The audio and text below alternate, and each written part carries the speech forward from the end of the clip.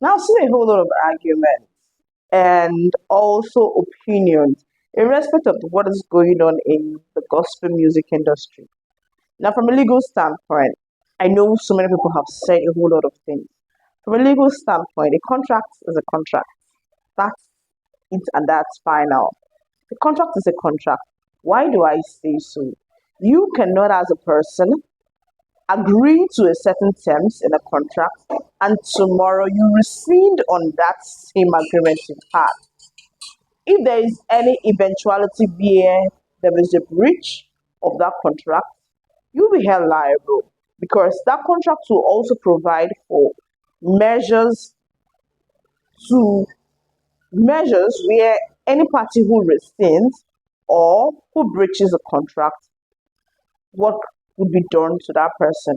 Now, let me say something. I mentioned this, I wrote this on my post on Facebook, and I said something. I said, most often, you don't just execute a contract and leave it at that. Now we understand that.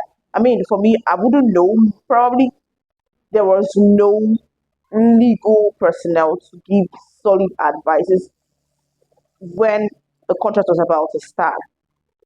When you're about to go into a contract, the first thing you need to do is you need to go with a lawyer. Why? A lawyer prepared the document first of all, and a lawyer understands everything that is written in that document. So you as a person, when you're going to sign a contract and you just read through, probably out of excitement, or you may think you've struck gold, and then you go ahead to sign that contract.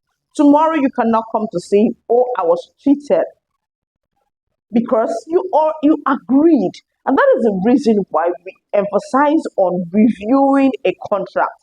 Before you sign a contract, do well to review it. And most often than not, it is advisable that you get a legal practitioner who understands the legal jargon that is embedded in that contract and who would help you to understand the nitty-gritties of what is contained in that contract.